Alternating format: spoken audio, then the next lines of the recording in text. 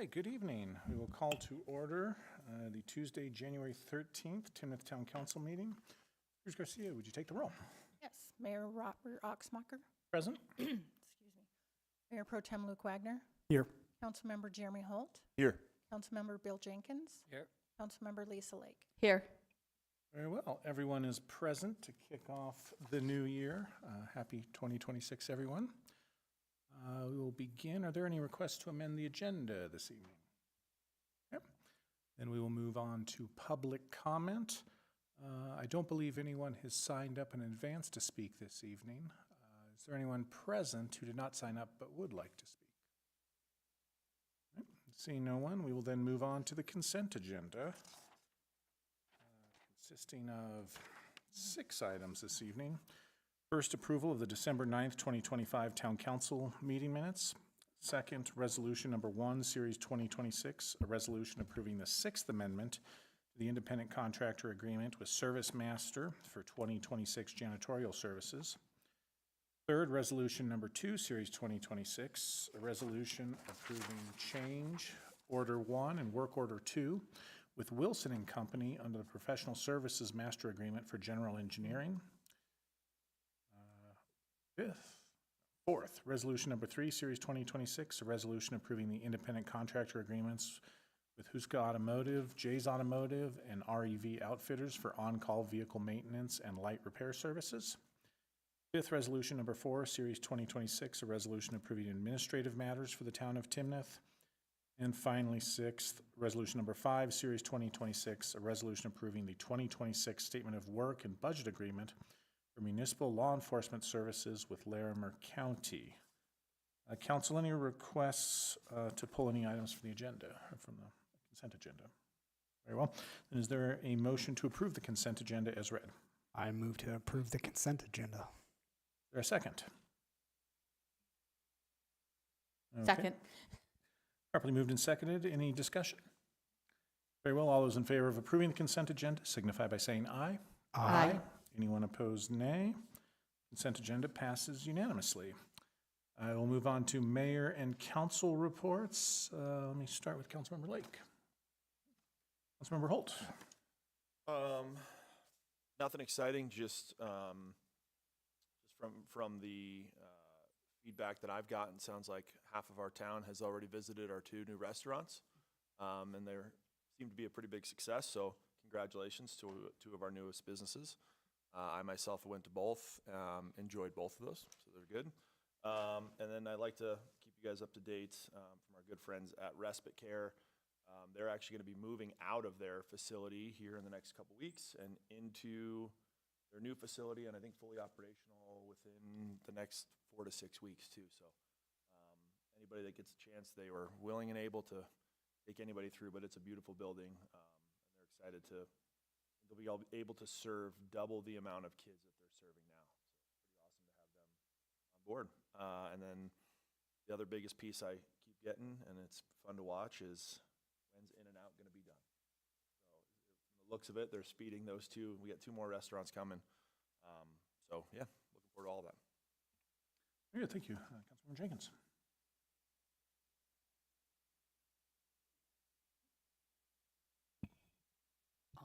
There we go.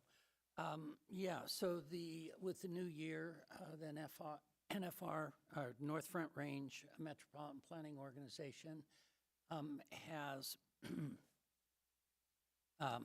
has a new chair, and that is Kristen Stevens, our county commissioner. She is also the main person from the NFR MPO on the STAC, the State Transportation Advisory Committee, and I've been nominated or appointed the alternate to the STAC. So I'll have an opportunity, at least sometime, to talk with DOT, hopefully about some of the issues that pertain to Timnath and the North Front Range. So that's my news. Great, thank you. Mayor Pro Tem Wagner. Yeah. So I had my council chats way back in 2025. So it was great chat. I was excited to, and want to thank all the residents that showed up. Lots of questions just about the investments that we continue to make in Old Town. So I talked a little bit about the Main Street Committee.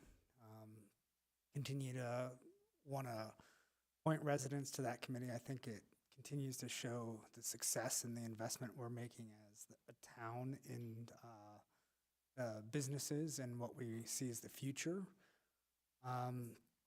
I do want to say that, starting January 6th, you could pick up your packet to run for council. So I did pick up my packet and I have started my process to run for council. So there's a lot there. I want to thank Melissa.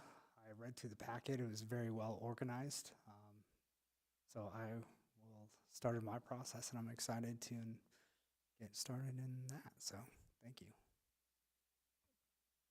You guys have a couple of updates. My first one was, I guess just reminding people that it is election season. The period is open that if you're interested in running for town council, you need to pick up your packet.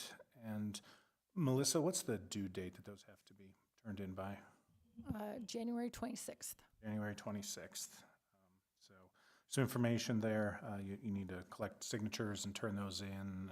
Let's fill out some paperwork.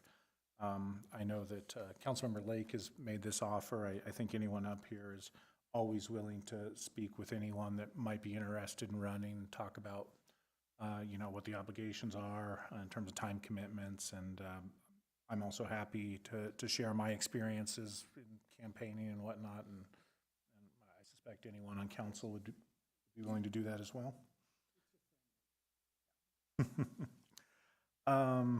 Let's see, on January 2nd, I had the opportunity to attend the sergeant promotion ceremony at the police department.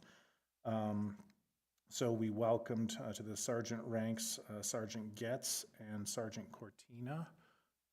So that was a great ceremony, Chief. I appreciate you putting that on and inviting us there. Also wanted to thank Sergeant McGuire, who has been on loan with us from the Laramie County Sheriff's Office, helping out, who has been a huge help as we bridge that gap and ran that process. So, Chief, please pass along my thanks to him and the sheriff as well. Had the opportunity to attend Pedro's Coffee Shop 1-year anniversary celebration last weekend. So that was a great event. Appreciate the Timnath Chamber of Commerce helping to put that on, and we had great weather. They named the 2 other smaller donkeys. They had a contest. So the winning names are Mocha and Bean. So be sure to head out there and check them out. And then, also great to see the 2 new restaurants in the area open up. Had a chance to have dinner at one of them and hope to hit the other this week. They seem to be doing great, so that's wonderful. All right, anything else before we move on? All right, on to regular business. We'll begin with item 6A, resolution number 6, series 2026. Resolution authorizing Pulse broadband funding for 2026. Smith.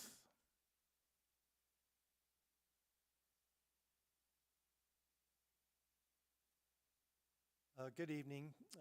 It's my pleasure to present for your consideration a resolution authorizing Pulse broadband funding for 2026.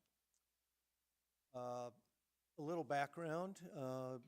This process actually started well before August of 2023, but your official action started in August, approving a resolution in support of broadband.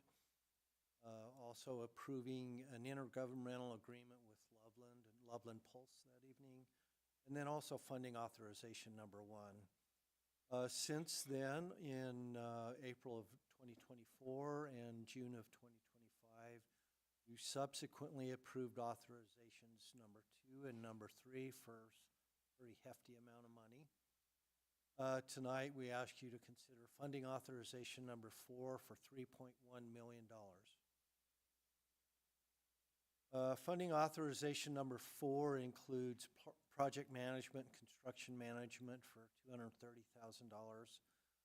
Site construction for $2.6 million. And site construction includes the conduit, pole boxes, fiber within all of the neighborhoods. It also includes Site 28 through 30 feeder, and I'll show you a map here shortly what that means, but that's basically the feeder line that runs from Wild Wing up to Saratoga and Kitchell Lake. This will complete construction under the original IGA for most of Timnath. Obviously, as new subdivisions and areas come on, we will add those, but this is basically completes construction under the original IGA. We're a little bit ahead of schedule and under budget, so we like those combinations. Also included in funding authorization number 4 is premise installs for $256,000. This covers the cost of connecting from the network to the service address. So once we reach 40% take rate, then Loveland Pulse will pay that cost, but up to that point, the town of Timnath pays that cost. With that, staff recommends approval of Resolution 6, Series 2026. Do you have any questions on this part so far? So here's the map that I was referring to. These are the 3 primary areas that we're covering with this funding authorization. The area surrounded in blue, the rectangle, that's Basic Harmony Club. In red, that's Wild Wing, and then areas 28, 29, and 30, that's Saratoga and Kitchell Lake. So the feeder line that I was talking about earlier will run north along Colorado Boulevard, then west along Prospect to feed those final 3 service areas. I'd be glad to answer any questions.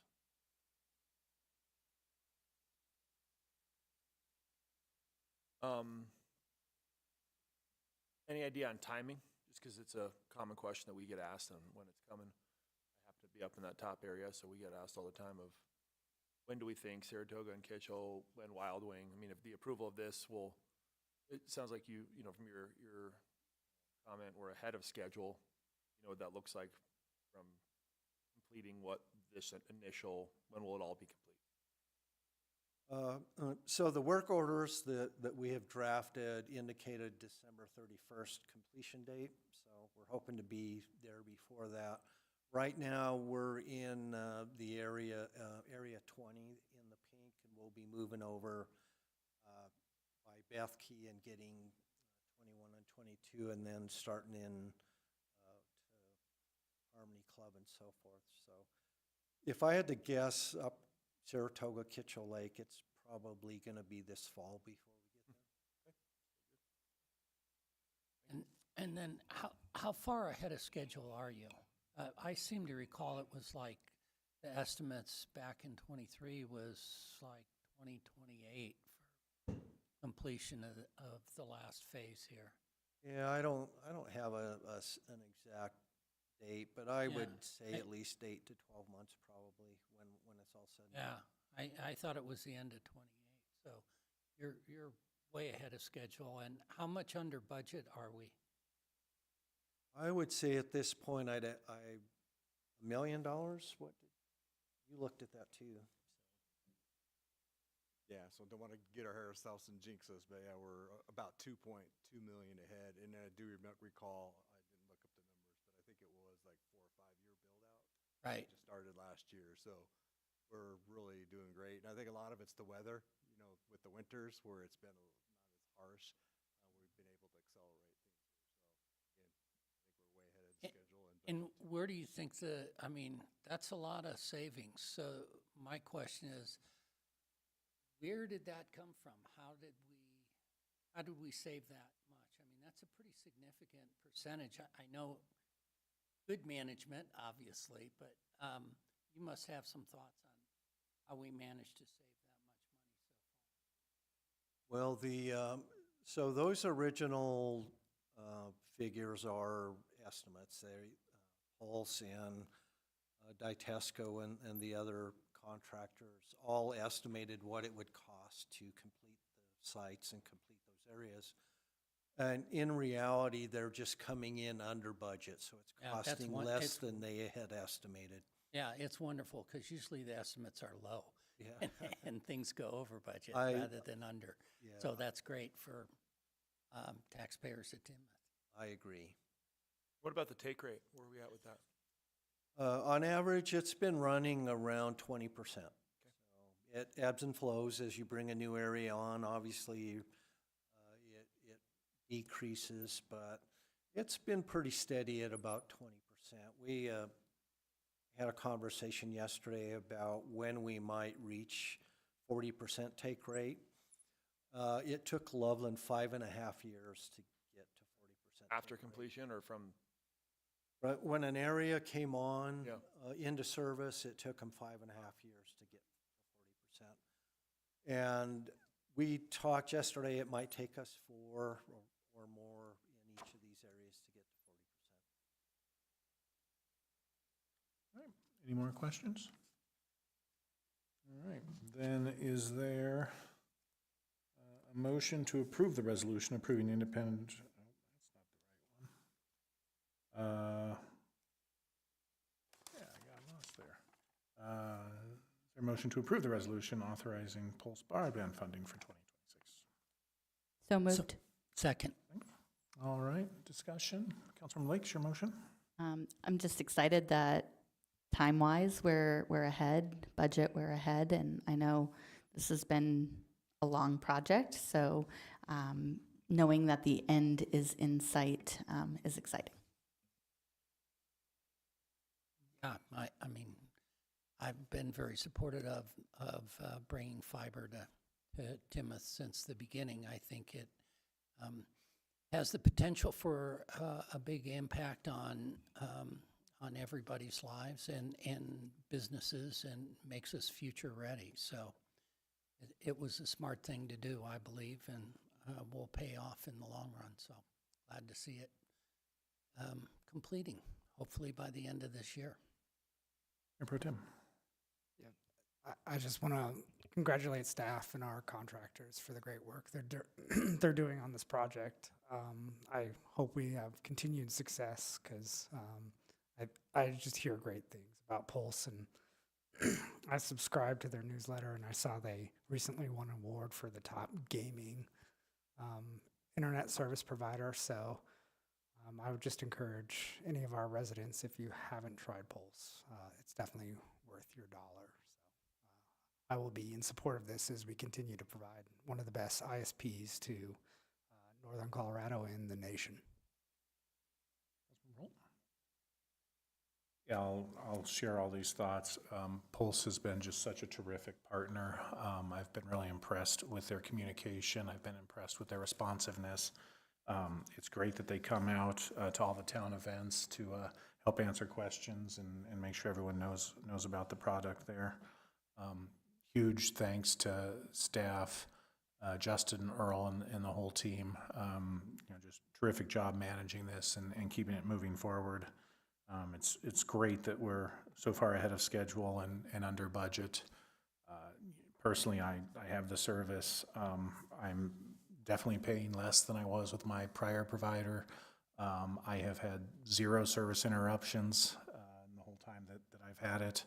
The speeds are significantly faster than what I was getting before, so it really seems to have been a success so far. So I will also be supporting this.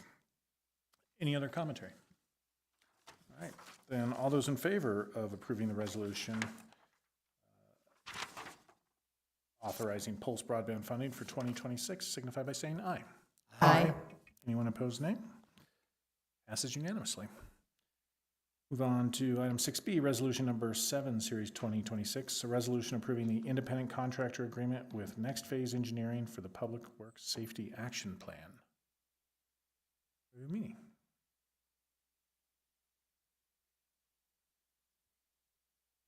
Got it. There we go.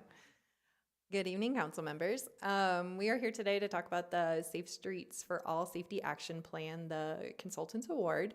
Just wanted to give a quick project overview. The town was awarded $275,000 of federal grant. Those grants will be going towards completing a townwide safety action plan. Just a little bit of background. Our population dramatically increased from 2010 to today. As you are well aware, we started off with very few people back in 2010 and have had what we would consider explosive growth. Our data currently shows that between 2015 and 2019, within our municipal boundary at that time, we had 28 serious injuries and 2 fatalities. We'll get into that a little bit, but please do note that that data that we have, those date ranges are pretty old. That's part of why we're looking at doing the safety action plan. What is a safety action plan? So a safety action plan is a comprehensive plan to prevent roadway fatalities and serious injuries.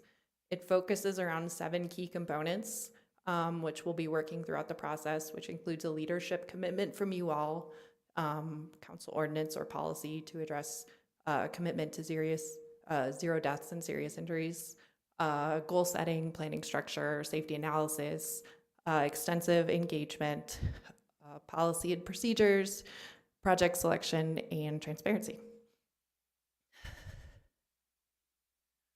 We're guided by the safe systems approach. Essentially, humans make mistakes, but our transportation infrastructure should be a very comprehensive method in order to prevent that going forward. So we look at a bunch of different things, some of which are death and serious injuries are unacceptable. Humans make mistakes, humans are vulnerable, responsibility is shared, safety is proactive, and redundancy is critical.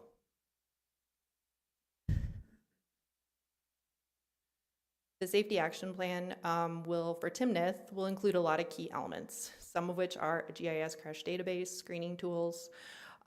This database will set us up for the future. So it's not only collecting data for right now and in the past, but it's also going to be pulling data from our police station in order to get current data into the future. This would be an ongoing exercise that once set up would just pull it into there and be pretty seamless. There would still be some staff time for, making sure the data is accurate and everything like that. But again, these are not supposed to be a static tool. It's supposed to be ongoing in order to continue to provide us good data going forward. We're going to be doing a high-risk network, systemic analysis, identifying why and where crashes are happening, not just where they did happen, but also looking into the future, prioritize safety projects, an implementation roadmap, and ultimately ending up with a council-adopted safety action plan. Our engagement will have 3 stakeholder task forces, a transportation project fair, touch a truck, online engagement tools for your Timnath, as well as council opportunities. We would love inclusion on our stakeholder task force from one of you, facilitated visioning and goals work session, and ultimately adoption. Our schedule, we're going to be beginning in January of 2026 with this council approval and followed out with adoption and closeout in 27. We were awarded the grant contract in 2025. We completed a selection process. A request for proposals was released in October. Next Phase Engineering is a very qualified firm. They've done numerous work in policies and procedures in the town, and they were ultimately selected with that bidding process. The financial impact again is $275. The federal share is $220, with the town share being $55. If you have any other further questions, I'm open. Any questions? I'm wondering if you can go back and just show us and explain a little bit about the different dots on the map. Do they signify something? They do. So those different colors are where our crashes occurred and different sorts of essentially intensities. This was completed with state data. It is older and not as accurate. What we would be looking to do would be getting into the different types of crashes. Our consultant would be working with PD using the state form, but to make sure that we could identify what types of crashes are happening and why. So different types of turn crashes, different other sorts of things. This is a very high level intensity map that we prepared with rough data in order to get the grant. Also, one other question. How or will this tie in with some of the new stoplights and things like that we have approved in the past? Like, will that data be used to help with anything related to this, or? The data for the crashes could be used to identify like recurring incidents at stoplights. So if we, for example, had a lot of rear end crashes or a specific type of crash, then we could be looking to make targeted improvements at stoplights or other locations in order to recommend different types of improvements like roundabouts, or if we had a high number of pedestrian issues, we could be looking at different timing or different types of information. So the stoplights can provide us data, and the ITS system will provide us different data. This is looking at crash trends and patterns more so, and different types of roads.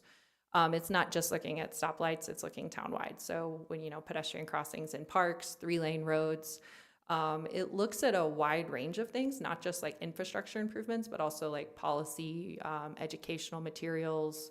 It really tries to get into what Timnath's issues are and identify how we can fix them using a broad range of methods, if that makes sense. But the ITS signal plan will also provide data into that too. Great, thank you. Any other questions? Kim, I just wanted to thank you. We had Congressman Nagus here in the building a couple of weeks ago for a town hall, and I appreciate the update you were able to provide.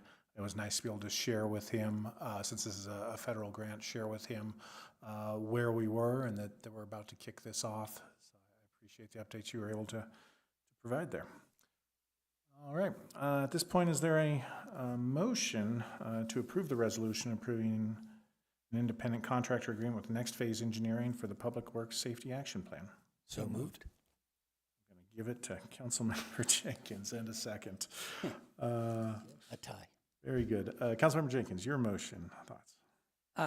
Yeah, I mean, I think this is an important step to know where your problems are so you can fix them. If you don't know where your problems are, hard to come up with solutions. So I think this is an important, very important first step in making our community safer for all forms of transportation, including walking. So it's great to have this happening, and I'm going to support it. Councilmember Holt? No, I mean, this is, I know this has been coming, familiar with Next Phase as well.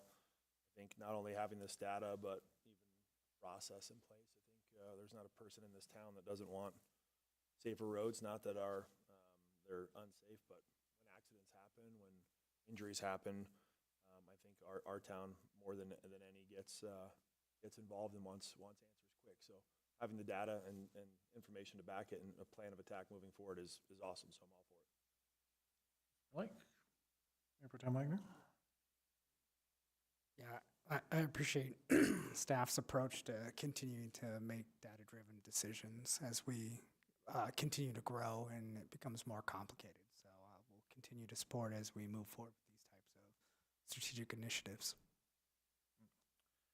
I concur. I also be supporting. I will note that the town cost here is $55,000 and $220,000 of this is coming from that federal grant. So always appreciate when we can work smarter, not harder, when it comes to spending money.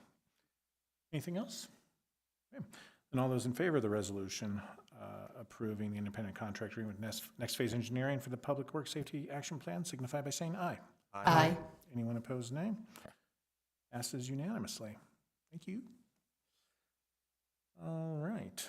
Resolution number 8, Series 2026, a resolution approving an independent contractor agreement with Tanco Street Lighting for streetlight system support. Mr. Smith. Thank you. This project is a strategic goal of the council where we would investigate the feasibility of acquiring all the streetlights in town. This is the next step in that process. So just a little background, the current streetlight ownership breakdown in town is there are roughly 1,069 streetlights in town that are not private. 1/3 of those are owned by Excel, 1/3 by Poudre Valley REA, and the other third are owned by the town. Any new light in subdivisions are owned by the town. That's just how we set those up. A little background, Tanco Lighting has worked for us for the last year or so. They've completed 2 previous phases to this project. The first phase was a feasibility analysis. They did determine that it was in fact feasible to acquire all of the streetlights and bring those under our ownership and care. The return on that investment is a little over 7 years. They also subsequently completed a billing inventory and deficiency analysis, and I mean, it's spreadsheet after spreadsheet if you like that kind of information. So I didn't present that tonight. On the proposed scope of work under this contract, it includes a streetlight system purchase support. So we actually have to purchase the streetlights from Excel and Poudre Valley REA. That was a little counterintuitive to me when the developer essentially pays for the upfront costs, but we still in the end have to buy it from those 2 utility services. They would assist us with streetlight ownership negotiations and the final purchase and sale support. So, and I wanted to take just a moment. This is not a commitment on your part to actually purchase the streetlights. This will put us in a position where we can bring back a proposal to you for your consideration. So this gets us to that point where, say, okay, do you want to follow through and purchase the streetlights or not? So this will get us to that point. The scope of services also includes a streetlight master plan. And so we want to look at that. We want to look at standards and details. We maybe want to consider dark sky initiatives and so forth. But this will help us along with that process. So we'll be looking at standards and details and all of that. If we do follow through with the acquisition of streetlights, we'll need a street maintenance strategy. Right now, we have a private contractor that we turn to fix streetlights. We're going to have to look at that, how we handle that town-wide with over 1,000 streetlights. Financial implications of this contract, this is worth $145,000. It is included in the 2026 budget along with the actual funding to acquire the streetlights. So this is all within budget, and this is right where we plan to be. So with that, I'd be glad to answer any questions. All right, questions? Councilman Jenkins. Yeah, so the output of this hopefully will include some detailed discussion about the ROI and why it makes sense for the town to own the lights from, obviously from a consistency and maintenance perspective, but also from a cost perspective. I know I've heard people go, well, why are we doing this? And, you know, how is it going to save the town money? And isn't it going to cost money, et cetera? So I think a robust discussion around ROI and advantages is going to be important. I agree, and I'll just say at this point, there's a couple of reasons for pursuing the acquisition of streetlights. One is it is a significant cost savings because right now our electric bill, you not only pay the power, but you're also paying a fee to maintain that streetlight. So that's where a lot of your savings comes, is you're not paying that maintenance fee. Right. So to be clear, the roughly 2/3 of the lights that the town does not own, the town still pays to light those lights and maintain those lights. That's correct. So it's still a town cost, even though it's owned by, essentially owned by 2 other public entities. Right, and we will demonstrate that we can maintain it cheaper and more effectively. So the second reason is our customer service is going to improve. I'm I'm not gonna get complaints about streetlight shrouds that have been that way for 8 years. We're gonna take care of them much faster. Yeah, I remember a few years back where one of the streetlights went out before I was on council, and it got hit by a car, knocked over, and it took almost a year for that streetlight to be replaced by, I believe it was Excel, and I talked to town staff and council member at the time, and they said, out of our hands, all we can do is put in the repair request and twiddle our thumbs and wait. So, yeah, I think responsiveness is going to be a big positive. Mayor Pro Tem. Erland, I didn't realize that the developer pays for the streetlights and then we have to buy them. That was kind of interesting to me. In the project overview, will there be a discussion of how maybe, I'm not even sure how to ask this question appropriately, so I'm going to try to verbalize it. Maybe how that works, like with the town going forward. So if the developer's paying for it, then it's turned over to the town. Will there be kind of that overview as well then going forward, if the town's going to take those over as well? Because, you know what I'm saying? Like, because that'll change as well. Will that change any of the processes for the town as well? Like, there's a lot to that. Like, I didn't even realize that was happening. Like, okay, so as residents, right, like, we paid for that as part of the metro district then, right? Is that paid as part of the metro district? So I'm kind of in a loop here. So I'm interested to maybe know more about that as we go over the project overview, like how that'll work with the town now and all that. Certainly, we'll provide any of those details that you desire.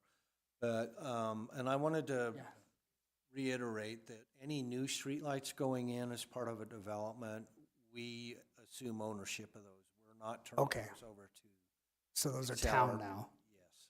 And that's how we reached 1/3 ownership, is because all of the subdivisions. Thank you. In recent memory, those are town-owned streetlights. Okay. And strategically going forward, is it worth thinking about one energy partner more than the other? Like, as you go through this project scope, is there one energy partner that might be better than the other based on Excel versus PVRA or any of those? I think they both have, pros and cons. So this really isn't about Excel or Poudre Valley. This is about our desire to take control of those systems and manage those ourselves internally. Thank you. All right, any other questions? No, then is there a motion to approve a resolution approving an independent contractor agreement with Tanco Street Lighting for streetlight system support? So moved. Is there a Second. All right, Councilmember Lake. No, I think having the town take over will definitely be helpful, especially hearing how streetlights were down for that long. I know last summer I had been walking in the park and something had happened to one of the streetlights that is town-owned, and within days it was all taken care of. So I can definitely speak to the fact that repairs on town-owned lights have been done in a very timely manner. So I think long-term this will be a great benefit. Councilmember Jenkins. Yeah, same. I think the responsiveness will be much better with the town-owned lights than the other entities, at least based on my experience. Roll. No, I mean, I like the aspect of the master planning, the potential, dark sky, looking into opportunities there. I know that's a big piece, and frankly, the ones in areas that have that, it is definitely more peaceful and not nearly as lit up like an emergency room. So I'm all for it. I will be definitely voting in support, and I look forward to this project overview and what we come out of this.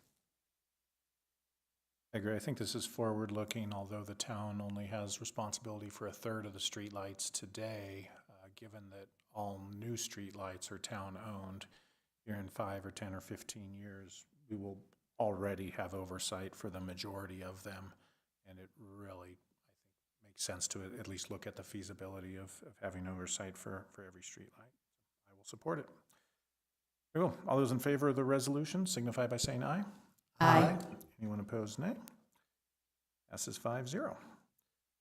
Our final agenda item is ordinance number 1, Series 2026, an ordinance authorizing a mail ballot election on April 7th, 2026, and setting forth other details relating thereto. I believe Ms. Peters Garcia is going to bring us up to speed. The title is wrong, Nope. unfortunately.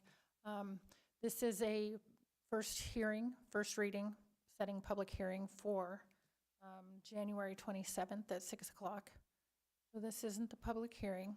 Just give you a brief overview of what the ordinance is doing. The town has its regular scheduled election on April 7th of 2026. There are 2 council member seats up for election. The ordinance determines that the election will be conducted as a mail ballot, as we have done in the past, and sets forth certain procedural items related to the election, including delegation of tasks, and it appoints the town clerk as the designated election official and deputy town clerk as the assistant designated election official. It delegates and directs the designated election official to take all actions needed to conduct the election and appoint election judges. This sets forth the deadlines for the petition drop-offs, pick-up and drop-off January 6th through January 26th. Petitions are turned into the town clerk. And it explains that the write-in candidates must submit an affidavit by February 2nd. It authorizes the town clerk to cancel the election if only one thing is on the ballot and there are no more candidates than seats available. It determines the election will be conducted pursuant to town charter and municipal code of the municipal election code of 1965. All right, thank you. And I believe Ms. Steffel is online if we need her. Carolyn, are you out there? Yes, I am. All right, thanks for joining us this evening. Anything to add? Nope, it's first reading, so this is just a quick overview, and we'll have a more detailed presentation on public hearing in 2 weeks. This is very similar to what we've done for past elections. I do have one legal question. Since the public hearing and the vote is happening on the 27th, and this time period for obtaining, between January 6th and January 26th is prior to the actual ordinance becoming effective. Can it be retroactive like that? I'm just wondering if that's an issue. I don't see that as a problem. This is just reciting that what those dates are. Those dates are already established pursuant to the town code and pursuant to Okay. the All right. municipal election code. So it's reciting what those deadlines are, but Got it. it's probably Thank more you. accurate than setting the deadlines. Got it. Thank you. Okay, any other questions? Well then, is there a motion to approve on first reading and to set a public hearing on January 27th, The ordinance authorizing a mail ballot election on April 7th, 2026, and setting forth other details relating thereto. Is So moved. there a second? Second. Okay, any discussion on this? No? All those in favor signify by saying aye. Aye. Anyone opposed, nay? It passes. We will be back for public hearing on January 27th. That appears to have exhausted our agenda, so if there's no objection, we will stand adjourned.